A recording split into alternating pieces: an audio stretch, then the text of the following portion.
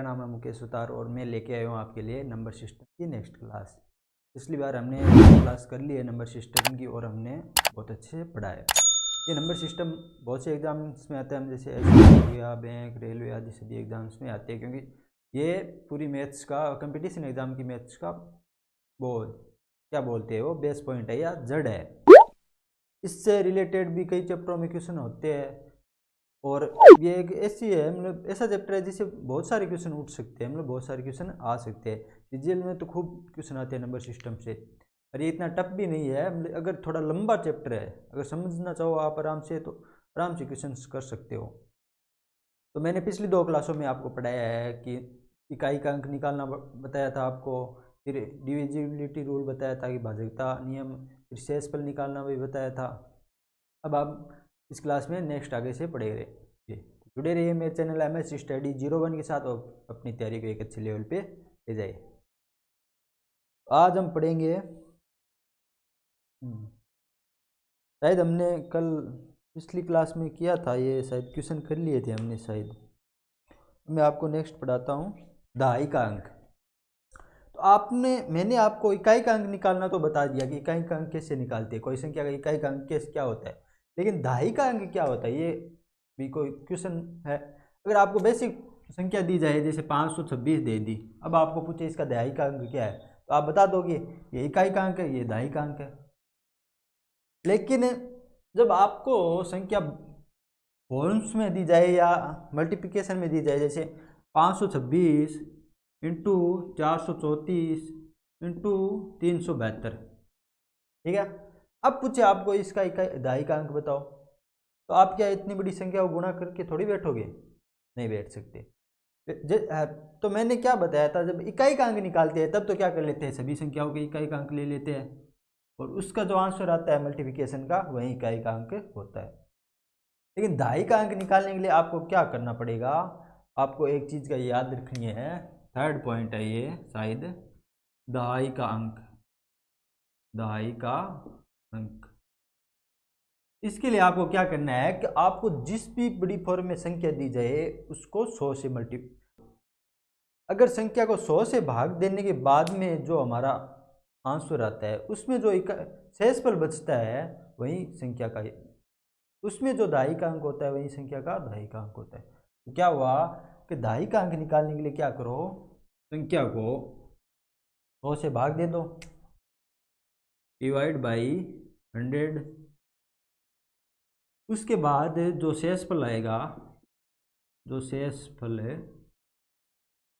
आएगा उसका दहाई का अंक की संख्या का, उसका दहाई का अंक, ये संख्या का दहाई का अंक होगा, संख्या का दहाई का अंक होगा। ठीक है, समझ में आया कि अगर हमें मल्टीप्लिकेशन में बहुत सारी संख्या दी जाए और उनका दहाई का अंक पूछ ले तो हमें क्या करना है, उन सभी संख्याओं को पहले 100 से डिविजिबल करना है, फिर जो शेषफल आए रिमाइंडर हमारे पास बचा है उसमें जो दहाई का अंक होगा वही संख्या का दहाई का अंक होगा। ठीक है, अभी मैंने क्या बताया था, 526, 434 और 372,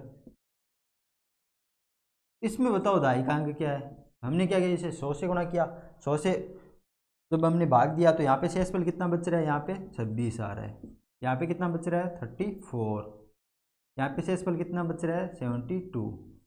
ठीक है, जब इन दोनों को गुणा किया तो कितना आया, इन दोनों को गुणा करेंगे हम, कितना बन जाएगा, ये बन जाएगा 26 को 34 से गुणा किया तो बन गया 26 4 104 जीरो, सॉरी 4 हंसल की 10, 52 52 78 688 गुणा 72 अपॉन, तो इसमें डिविजिबलेट किया तो माइनस के 16 इंटू माइनस के 28 अपॉन 100। तो इसका आंसर आ जाएगा लगभग, जब 16 को 28 से मल्टीप्लाई करते हैं तो कितना आता है, ये आता है 28 को 6 से किया, सॉरी 28 को जब 16 से करते हैं तो कितना आता है, 28 को 6 से किया 8 48 हासिल की 4 12 4 16 28 8 14 448, तो इसमें 100 से करेंगे तो 48 बचेगा, तो इसका दहाई का अंक क्या आ जाएगा, हमारे पास 4 आ जाएगा। ठीक है, तो समझ में आया? एक मिनट, कि दहाई का अंक हमें कैसे निकालना है। दहाई का अंक निकालने के लिए बेसिक रूप से आपको क्या करना है कि उस संख्या में 100 से भाग देना है। जो 100 से भाग देने के बाद जो हमारा शेषफल बचेगा उसका जो दहाई का अंक होगा वही संख्या का दहाई का होगा। तो किसी संख्या का फिर संख्याओं के गुणनफल में दहाई का अंक निकालने के लिए 100 से भाग देने के बाद जो शेष बचता है उसका दहाई का अंक ही संख्या का दहाई का अंक होता है। ठीक है, समझ में आया? ओके, नेक्स्ट क्वेश्चन है दहाई का अंक ज्ञात करो। तो संख्या क्या है, पहला क्वेश्चन क्या है, 203 गुणा 498 गुणा 697 गुणा 807। आपको एक चीज़ का ध्यान रखना है कि जब भी इकाई का अंक और दहाई का अंक पूछेंगे क्वेश्चन में तो वो क्वेश्चन इतने बड़े नहीं आएंगे। अभी जो मैंने क्वेश्चन कराया है इतना इतना डिफिकल्ट क्वेश्चन नहीं आएगा इसमें। ऐसा क्वेश्चन आएगा जिसे आप अगर आपको पता है कि कैसे निकालना है तो आप चंद सेकेंडों में निकाल सकते हैं। ठीक है, वो तो मैंने ऐसे ही करवा दिया था। तो इसको 100 से जब हम भाग देंगे तो यहाँ पे कितना शेषफल बचेगा, यहाँ पे 3 बचेगा, यहाँ पे कितना बचेगा। एक चीज़ का आपको ध्यान रखना है, अगर शेषफल जब हम किसी संख्या में भाग देते हैं अगर वो संख्या भाग नहीं जाती है और पूरा अगर एक बार भाग या 2 बार भाग जाने के लिए हमें कुछ ऐड करना पड़ता है। अगर यहाँ पे 500 होता तो 5 बार पूरी तरह भाग जाता, लेकिन यहाँ पे 5 से कितना कम है, 2 कम है, तो यहाँ पे शेषफल कितना हो जाएगा, -2। तो ये एक इजी तरीका हो जाएगा। अगर हम यहाँ से 98 लेंगे तो वो बहुत बड़ी संख्या बन जाएगी। इससे अच्छा है कि यहाँ पे -2 शेषफल ले लेंगे। फिर यहाँ पे शेषफल कितना हुआ, यहाँ पे हो गया -3 शेषफल और यहाँ पे 7 शेषफल। इसमें 100 का भाग देंगे तो ये कितना बच गया, ये माइनस माइनस प्लस हो जाएगा, 3 दूनी 6, 6 18, 18 × 7/100। तो इसका आंसर कितना आ जाएगा, 18 × 5 90, 18 दूनी 36, 90 126/100। तो इसमें शेषफल क्या बच जाएगा, 26। तो इसका दहाई का अंक क्या हो जाएगा, 2 हो जाएगा। ठीक है, समझ में आया कि अगर किसी संख्या का दहाई का अंक ज्ञात करना हो तो उसके उस संख्या में 100 से भाग देंगे और 100 से भाग देने के बाद जो शेषफल बचता है वही संख्या का दहाई का अंक होता है। ठीक है, नेक्स्ट 2 नंबर क्वेश्चन करो प्रैक्टिस। नेक्स्ट क्या पूछ रहा है कि अगर 241 × 365 × 729 × 454, क्या पूछ रहा है, सेकेंड नंबर 241 × 365 × 729 × 454। जब इसका दहाई का अंक ज्ञात करने इसको 100 से मल्टीप्लिकेशन डिवाइड करेंगे तो यहाँ पे कितना शेषफल आएगा, 41, यहाँ पे कितना आएगा 65, यहाँ पे कितना आएगा 21, 9, यहाँ पे कितना है 54।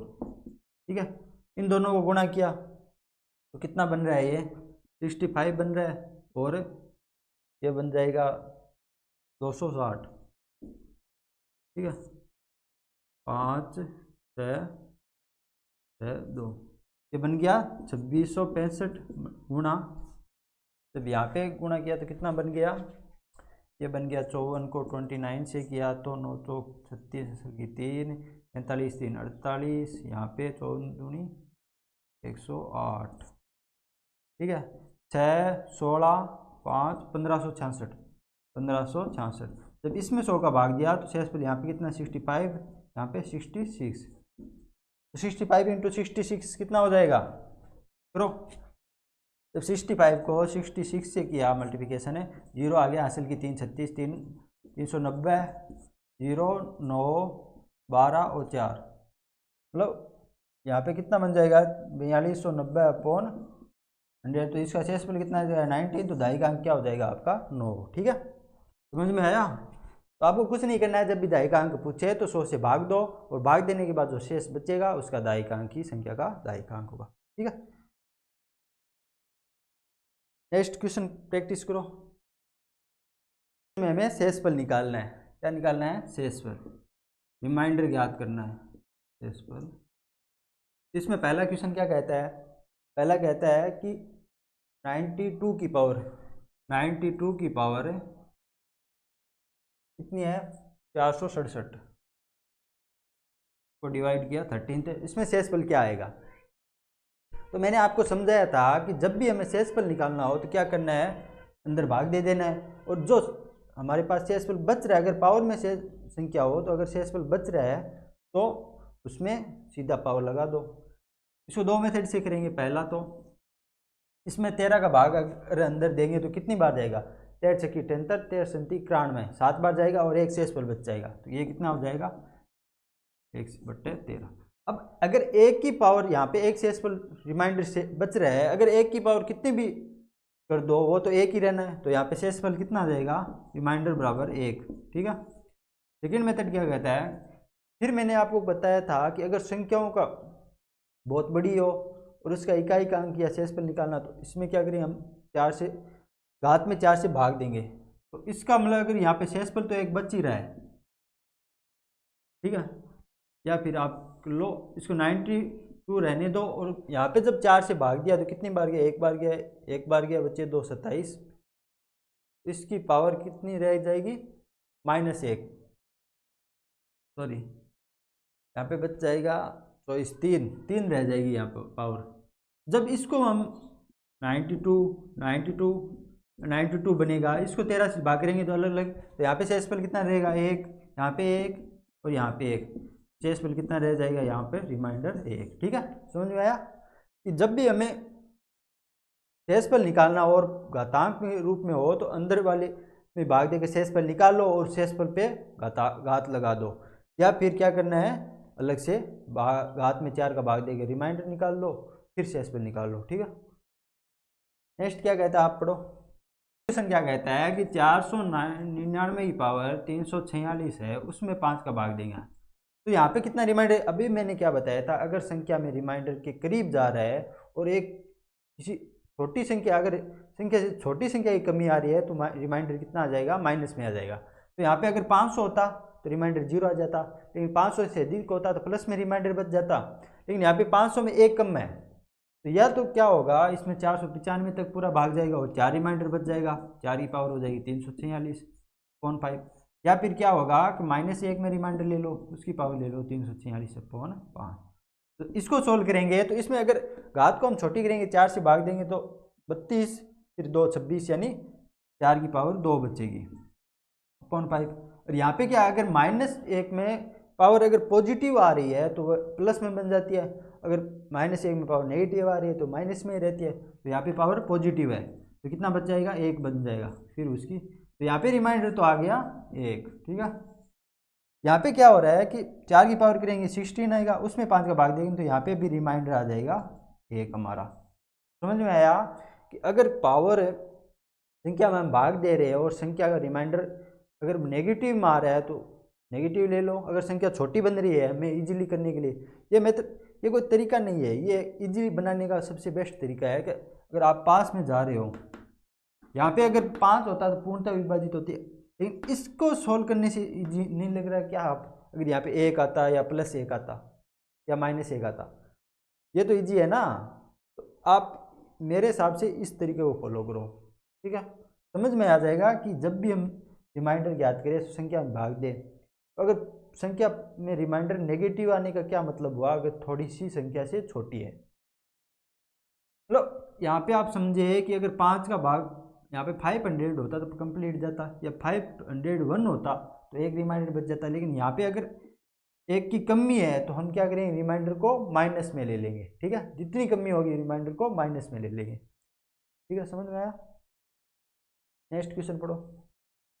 है कि 179 की पावर है 237, ठीक है, उसमें अगर कितने का भाग दे रहे हैं, यहाँ पे 5 का, सॉरी 6 का भाग दे रहे हैं, तो उसमें रिमाइंडर बताओ।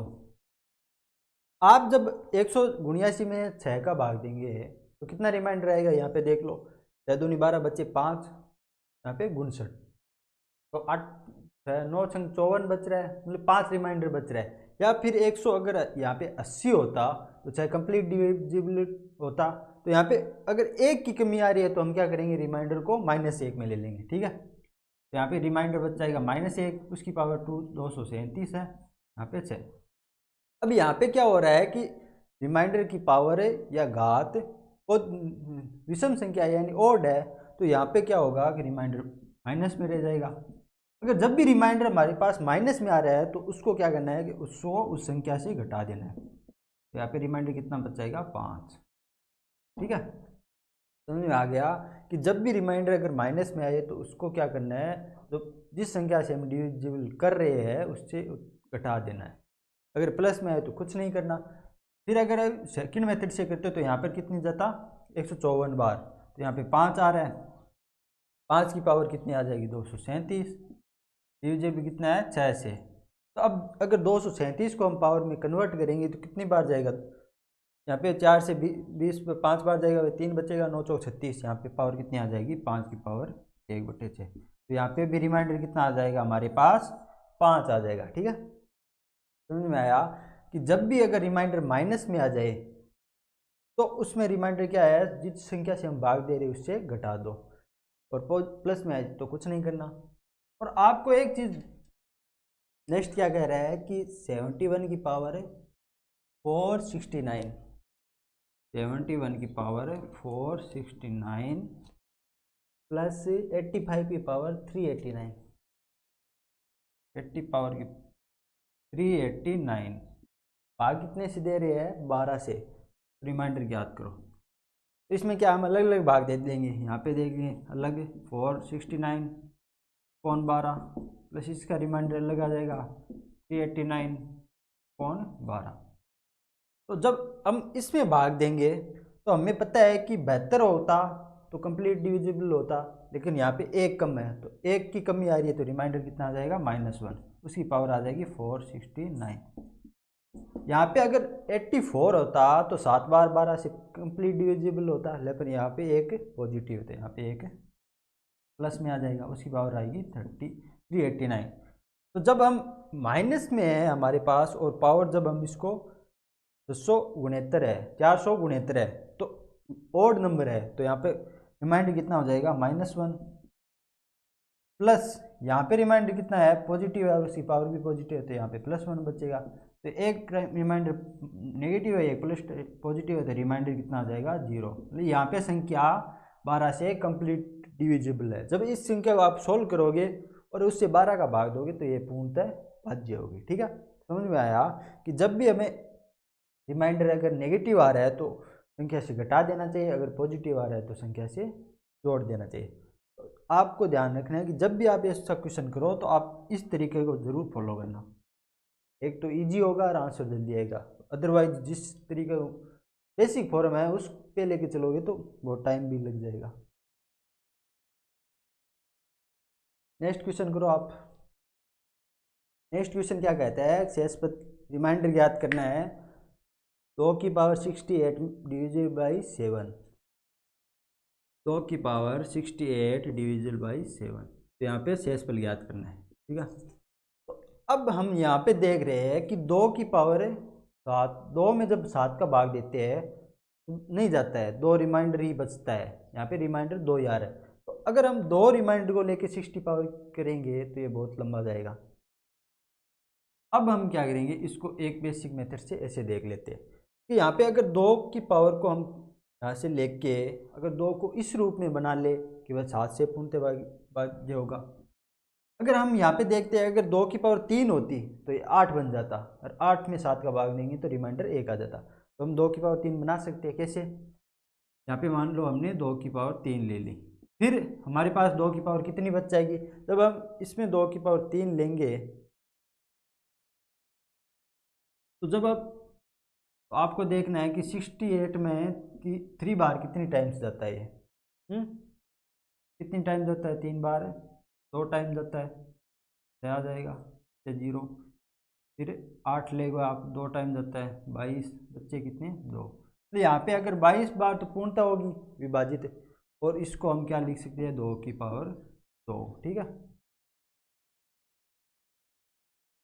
फिर उसमें जब हम 7 का भाग देंगे तो ये क्या बन जाएगी, ये बन जाएगी 8 की पावर 22 इंटू 2 की पावर 2 अपॉन 7। तो यहाँ पे 8 में तो पूर्णतः एक रिमाइंडर आ जाएगा, इंटू 2 की पावर 4 यानी 7। तो यहाँ पे रिमाइंडर कितना आ जाएगा, 4 शेषफल आ जाएगा। समझ में आया कि जब भी ऐसा क्वेश्चन दिया जाए जहाँ पे रिमाइंडर बहुत छोटा हो और अगर हमें पॉसिबल है उसके यहाँ पे पावर, यहाँ से पावर लेके अगर उसको संख्या के करीब लाने में, तो हमें क्या करना है, उस संख्या के करीब ले जाना है, फिर जो रिमाइंडर बचेगा वही संख्या रिमाइंडर होगा।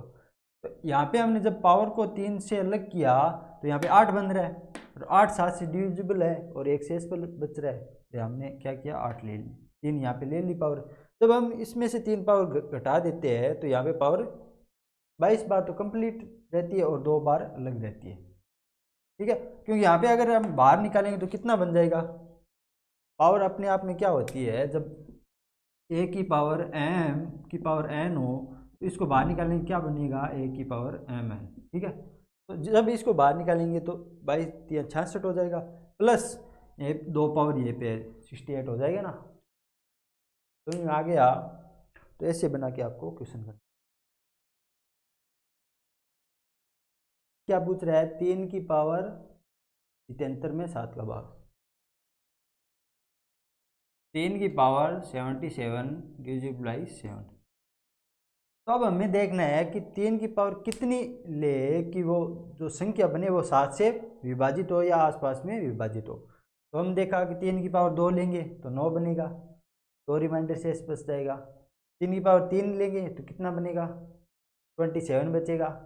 लेकिन अब जब हम देख रहे हैं कि यहाँ पे 27 बचेगा और जब 7 एक ऐसी संख्या है जो 28 से पूर्णतः विभाजित है, तो हम क्या करेंगे, यहाँ पे 3 पावर ले सकते हैं, क्योंकि यहाँ पे रिमाइंडर माइनस में बच जाएगा और उसको हम अगर पॉजिटिव आएगा तो ठीक रहेगा रिमाइंडर, और नेगेटिव आएगा तो संख्या से घटा लेंगे।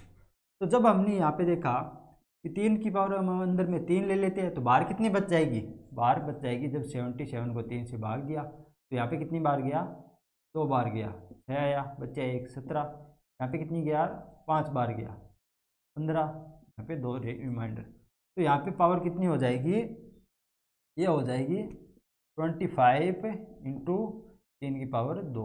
ठीक है, तो अब 7 से भाग देंगे तो ये कितने बन जाएगा, ये बन जाएगा हमारा 27, उसकी पावर 25 इंटू 9/7। तो जब हम 27 में 7 से भाग देंगे तो अगर 28 होता तो पूर्णतः जाता, लेकिन यहाँ पे 1 की कमी है, मतलब -1 में रिमाइंडर बच जाएगा। और यहाँ पे रिमाइंडर कितना बच रहा है, यहाँ पे 2 बच रहा है। ठीक है, तो जब इसको हम -1 को बाहर निकालेंगे तो यहाँ पे पावर ओड है, अगर ओड है तो ये माइनस में रह जाएगा, इंटू 2 कितने बच जाएगा, -2। लेकिन माइनस में रिमाइंडर हो नहीं सकता, अगर माइनस में रिमाइंडर आ रहा है तो संख्या से घटा देंगे तो कितना रिमाइंडर रहेगा, आ जाएगा 7 - 2 यानी 5। तो इस क्वेश्चन का रिमाइंडर कितना आएगा, 5। ओके, समझ में आया। तो ठीक है, फिर तो बाकी सभी क्वेश्चनों की प्रैक्टिस आपको करनी है, सेम से ही क्वेश्चन है, अगर इन 5 की प्रैक्टिस और कर लोगे तो आपका चैप्टर बहुत अच्छा हो जाएगा। तो आप स्क्रीनशॉट ले लेना और फिर अपने आप प्रैक्टिस करना। ओके, नेक्स्ट मैं आपको क्या पढ़ाऊँगा, टोशिएंट। अब हम क्या पढ़ेंगे, अब पढ़ेंगे टोशिएंट। क्या पढ़ेंगे, टोशिएंट। तो आपने कई बार मतलब देखा है कि टोशिएंट क्या होता है। तो टोशिएंट हमने जब तक 12th तक स्टडी की थी, हमें कोई टोशिएंट के बारे में कुछ नहीं पता था और ना ही हमने कोई पढ़ा है कि टोशिएंट क्या होता है, इसके क्या यूज होते हैं। आज जब भी मैंने भी खुद ने, आपने अगर पढ़ा है तो पता नहीं, लेकिन मैंने तो 12th की स्टडी तक टोशिएंट के बारे में कुछ नहीं पढ़ा कि टोशिएंट होता क्या है, बल्कि मैंने तो नाम भी नहीं सुना इसका। तो अगर टोशिएंट के बारे में कहाँ पे यूज होता है, इसका कंपटीशन एग्जाम में हम इसका यूज करते हैं, कैसे, ये होता क्या है और इसका यूज कैसे होता है। टोशिएंट आपको एक चीज़ का ध्यान रखना है कि मैंने आपको पढ़ाया था सहअभाज्य संख्याएं, तो ऐसी संख्याएं हैं जिसमें कुछ भी कॉमन ना हो, सहअभाज्य संख्याएं कहलाती है। ठीक है, तो टोशिएंट एक ऐसी वैल्यू है जो संख्या अपने से छोटी संख्या के साथ, अपनी से छोटी प्राकृत संख्याएं होती है उनके साथ जो युग्म बनाती है सहअभाज्य, वही टोशिएंट कहलाता है। टोशिएंट का क्या, इसकी डेफिनेशन क्या हुई, अगर संख्या अपनी से छोटी, स्वयं से छोटी या अपनी से छोटी प्राकृत संख्या के साथ जो सहअभाज्य युग्म बनाती है वही उसका टोशिएंट होता है। तो टोशिएंट की क्या फॉर्म हो गई कि अगर किसी संख्या अपने से छोटी प्राकृत संख्या के साथ जो सहअभाज्य युग्म बनाती है वह उसका टोशिएंट होता है। तो अब मैंने आपको पूछ लिया कि 5 का टोशिएंट बताओ क्या होगा। 5 का टोशिएंट क्या हो जाएगा कि 5 1 के साथ युग्म बनाती है, 5 2 के साथ बनाती है, 5 3 के साथ बनाती है और 5 4 के साथ बनाती है। ठीक है, तो अब हमें पता चल रहा है कि यहाँ पे युग्म सहअभाज्य युग्म का क्या मतलब हुआ कि ये दोनों संख्या किसी तीसरी संख्या से भाग नहीं जाता है या फिर इन दोनों में कुछ भी कॉमन नहीं आ रहा है। तो यहाँ पे 5 का टोशिएंट कितना हो जाएगा 4। अब हम इसे निकालेंगे कैसे? तो निकालने के लिए आपको दो चीज़ों का ध्यान रखना है। पहली बात तो फर्स्ट तो क्या रखना है कि अगर संख्या भाज्य या समग्र है, मतलब कंपोजिट नंबर है, अगर संख्या कंपोजिट नंबर है तो उसका टोशिएंट क्या होगा? उसका टोशिएंट होगा जब हम संख्या को n, मान लो ये संख्या है, जब उसको a की पावर x इंटू b की पावर y इंटू c की पावर z, जब हम संख्या को इस फॉर्म में लिखेंगे, मतलब अगर संख्या भाज्य होगी तो उसकी एक फॉर्म बनेगी, वो इस टाइप की फॉर्म होगी। जब हम इसको फॉर्म में लिखेंगे तो n का टोशिएंट क्या होगा? n का टोशिएंट हो जाएगा, ये हो जाएगा n into n into 1 minus 1 upon A into 1 minus 1 upon B into 1 minus 1 upon C. ठीक है, टोशिएंट क्या होगा? ये होगा। फिर अगर संख्या सेकंड में क्या लिखना है आपको? अगर संख्या अभाज्य या प्राइम नंबर है, अगर संख्या अभाज्य है तो उसका टोशिएंट कैसे निकालेंगे? अगर संख्या अभाज्य है तो उसका टोशिएंट होगा, उसमें से एक घटाएंगे। अभाज्य संख्या टोशिएंट मान लो n एक अभाज्य संख्या है तो उसका टोशिएंट क्या होगा? n में से एक कम कर देंगे, ये उसका टोशिएंट हो जाएगा। ठीक है, तो आपको तीन चीज़ों का ध्यान रखना है। एक तो अगर संख्या अपनी से छोटी संख्याओं के प्राकृत संख्या के साथ जो युग्म बनाती है सहअभाज्य, वह उसका टोशिएंट होता है। उन युग्मों की संख्या को टोशिएंट कहते हैं। फिर दूसरी आपको याद रखनी है, अगर संख्या भाज्य है तो उसका टोशिएंट क्या होगा? जो इसी फॉर्म बनेगी उसमें n into 1 minus n 1 upon A, ये a की वैल्यू है, जहाँ पे a आएगा 1 minus 1 upon B into 1 minus 1 upon C. अगर संख्या अभाज्य या प्राइम नंबर है तो उसका टोशिएंट क्या होगा? संख्या से एक की कमी कर दो, उसका टोशिएंट हो जाएगा। ठीक है, तो आपने टोशिएंट निकालना सीख लिया। जब टोशिएंट निकालना सीख लिया तो इसके यूज बताओ, या फिर एग्जाम्पल के रूप में आपको मैं दो संख्याओं के टोशिएंट निकाल। अगर हमारे पास मान लो 5 है, ठीक है, तो 5 का टोशिएंट क्या होगा? 5 का टोशिएंट होगा n माइनस 1, यानी ये एक अभाज्य संख्या है 5, तो इसका टोशिएंट कितना हो जाएगा? 5 माइनस 1 यानी 4 होगा। 4 कौन से होंगे? 4 ये हो जाएंगे, 1 5 युग्म बन रहा है, 2 5 युग्म बन रहा है, 3 5 युग्म बन रहा है और 4 5 युग्म बन रहा है। ठीक है, फिर अगर मैं आपको दे दूं 6, तो इसका टोशिएंट क्या होगा? इसका टोशिएंट ये एक भाज्य संख्या है, तो इसमें n 6 बराबर क्या बन रहा है? 2 की पावर 1 इंटू 3 की पावर 1, तो टोशिएंट क्या हो जाएगा? टोशिएंट होगा n यानी 6 इंटू 1 माइनस 1 अपॉन ए की वैल्यू कितनी है? 2 इंटू 1 माइनस 1 अपॉन बी, आज बी की वैल्यू कितनी आ रही है? 3। जब इसको सॉल्व करें तो कितना बनेगा? 6 इंटू 1/2 इंटू 2/3, तो ये इससे कट जाएगी और कितना बचेगा? 2। तो मतलब भाज्य संख्या हमारे पास टोशिएंट कितना आया? 6 का 2। 2 कौन सी हो जाएंगे? 2 हो जाएंगे 6, 2 के साथ युग्म नहीं बना सकती क्योंकि 2 कॉमन आ रहा है, 3 के साथ नहीं बना सकती, 3 6 से डिविजिबल है, 4 से नहीं बना सकती, 4 में 2 आ रहा है जो काटता है, तो कौन सी हो जाएगी? 1 और 6 और हो जाएगी 5 और आपको ध्यान रखना है कि एक चीज़ मैंने बताई थी कि एक अभाज्य संख्या नहीं है, लेकिन आपको इस चीज़ में ध्यान रखना है कि यहाँ पे हर संख्या एक के साथ, चाहे एक कॉमन तो आ रहा है लेकिन एक के साथ युग्म जरूर बनाएगी। ठीक है, तो हो गया, समझ में आ गया कि टॉसेंट कैसे निकालेंगे ये। तो अब हम इसका उपयोग कहाँ करेंगे। ठीक है, अब सेकंड में क्या लिखा रहा है कि आइलर थ्योरम यानी आइलर प्रमेय क्या कहती है। आइलर प्रमेय, आइलर प्रमेय ये कहती है कि मान लो कोई संख्या m t अपॉन n इस रूप में हो, जैसे हो गया 2 की पावर 7 पावर 6। ठीक है, अगर इस रूप में हो कोई संख्या, फिर आइलर प्रमेय क्या कहती है कि टी एन का टोशेंट है। तो टी यानी 6, 7 का टोशेंट है, हाँ है, क्यों है, क्यों 7 एक अभाज्य संख्या है और अभाज्य संख्या में का टोशेंट क्या होता है n-1 है, तो 7 का टोशेंट कितना आ जाएगा 6, ये भी सही है, टी है n का टोशेंट है। फिर क्या कहता है, तथा m व n सहअभाज्य संख्या है, ये दोनों सहअभाज्य संख्या है, हाँ है सर, क्यों यहाँ पे कोई तीसरी संख्या का कॉमन नहीं आ रहा है, ये भी हो रहा है।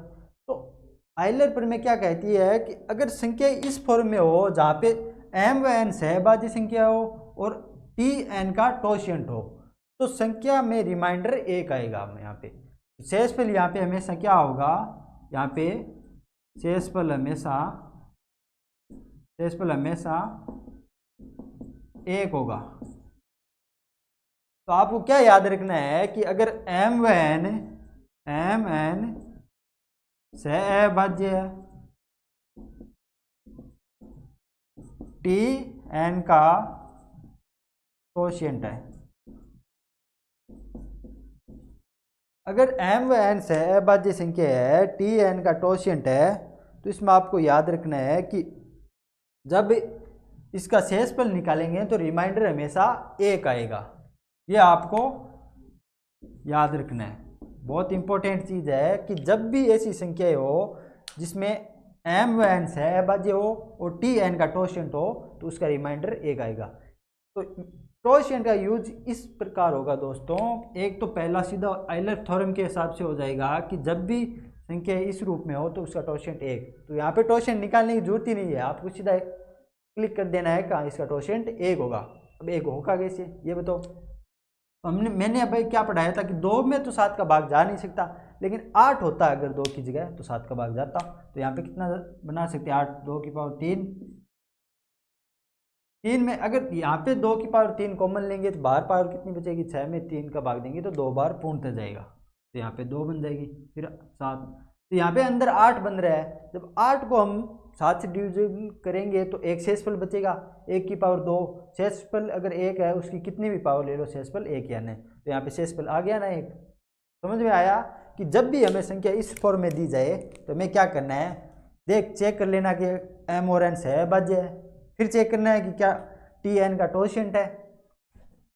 तो जब भी ऐसा अगर पॉसिबल हो जाए, ये दोनों पॉसिबिलिटीज अगर संभव हो, तो आपको ध्यान रखना है कि रिमाइंडर 1 होगा। ठीक है, तो मैं आपको टोशिएंट 1-2 एग्जांपल से निकालना बताऊं। जैसे मैंने आपको पूछ लिया 36 का टोशिएंट निकालो, तो इसका टोशिएंट क्या होगा, 36 को हम कैसे लिख सकते हैं, 36 को लिख सकते हैं जिसमें 4 बार 2 का भाग जा सकता है, 2 की पावर 2 आ जाएगा, फिर कितना बच जाएगा, जैसे 4 का देंगे तो 9 बचेगा, यानी 3 की पावर 2, ये फॉर्म है।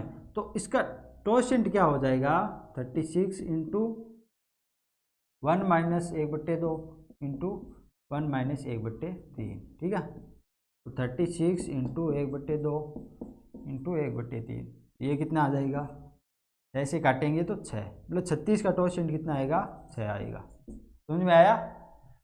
तो टोशिएंट निकालना बहुत इजी है आपके। नेक्स्ट क्वेश्चन क्या कह रहा है कि 40 की पावर 1, 40 की पावर 2 से लेकर 40 की पावर 10। क्वेश्चन क्या कह रहा है कि 40 की पावर 1 प्लस 40 की पावर 2 से लेकर 40 की पावर 10 अपॉन डिविजिबल बाई 6। तो इसका शेषफल निकालो, इसका शेषफल निकालो। ठीक है। हमने क्या देखा कि यहाँ पे क्या आ रहा है कि 40 की पावर 1 प्लस 40 की पावर 2 प्लस 40 की पावर 10 तक आ रहा है। जब अब अगर हम इसको एक संख्या बनाए तो ये बहुत बड़ी संख्या बनेगी और बहुत टाइम लगेगा हमें निकालने में। तो हम क्या करेंगे, जब अलग अलग भाग देंगे, तो जब हमने 40 में 6 का भाग दिया तो कितना आंसर शेषफल बचेगा, यहाँ पे 4 बचेगा। तो ये 4 की पावर 1 होगी, प्लस यहाँ पे कितना है, अगर 40 में भाग देंगे वापस से शेषफल कितना बचेगा, 4। 4 की पावर 2 होगी से लेकर 4 की पावर 10 अपॉन 6। इसका अब आंसर निकालना है शेषफल। तो यहाँ पे अब जब हम 4 का पावर 1 निकालेंगे तो ये तो 4 ही आएगा, प्लस वापस 4 की पावर 2। तो जब हम 4 की पावर 2 करेंगे तो भी शेषफल 4 की पावर 2 16 होती है, उसमें 6 का भाग देंगे तो भी शेषफल 4 ही आना है। फिर क्या आएगा, 4 की पावर 3। 4 की पावर 3 कितने 64 होती है, उसमें 6 का भाग देंगे तो भी शेषफल 4 ही आना है। तो आपको याद रखना है कि जब भी 4 की पावर चाहे कितनी ही कर लो, उसमें अगर 6 का भाग देंगे तो शेषफल हमेशा 4 ही आएगा। ठीक है, तो ऐसे कितनी हो जाएगी 4 10वीं तक। तो ऊपर हमारे पास कितनी संख्या हो जाएगी, 1 से लेकर 10 तक है, तो मतलब 10 संख्या हो जाएगी। तो कितनी बचेगी 4 × 10 अपॉन 6। ये कितना बन गया 40। अगर हम 40 में 6 का भाग देंगे तो वापस शेषफल 4 आएगा। रिमाइंडर कितना आ जाएगा यहाँ पे 4। समझ में आया कि जब संख्या पावर की फॉर्म में हो तो उनमें अलग अलग भाग देंगे, और जब हमने देखा कि 40 में 6 का भाग देंगे तो रिमाइंडर 4 बचेगा। तो यहाँ पे सभी 40 संख्या है तो सब में रिमाइंडर 4 आएगा। फिर हमने देखा 4 की पावर तो 1 4 ही होता है, 4 की पावर 2 कितना होता है 16, उसमें वापस 6 का भाग देंगे तो रिमाइंडर 4 आएगा। 4 की पावर होती है 3 64, उसमें वापस 4 का भाग देंगे तो रिमाइंडर कितना आएगा 4 आएगा। तो अगर ये साबित हो रहा है कि 4 की पावर कितनी भी हो उस संख्या में अगर 4 का भाग वापस देंगे तो रिमाइंडर 4 ही आएगा। ठीक है, नेक्स्ट क्वेश्चन देखो। क्वेश्चन क्या कह रहा है कि 10 की पावर 1 से लेकर 10 की पावर 1 प्लस 10 की पावर 100 10 प्लस 10 की पावर 100 कितनी है 10 की पावर, यहाँ पे 3 3 6 7 0 1 के साथ 0 1 2 3 4 5 6 7, इसमें जब 6 का भाग देंगे तो कितना रिमाइंडर। ठीक है, तो जब हम 10 में 6 का भाग देंगे रिमाइंडर कितना आएगा हमारे पास 4 आएगा। और 1 10 में 6 का भाग देंगे रिमाइंडर कितना आएगा 4 आएगा। और प्लस 10 में 6 का भाग देंगे रिमाइंडर कितना आएगा 4 आएगा पावर 100। 10 में रिमाइंडर पावर 1 2 3 4 5 6 7 ये बन रहा है।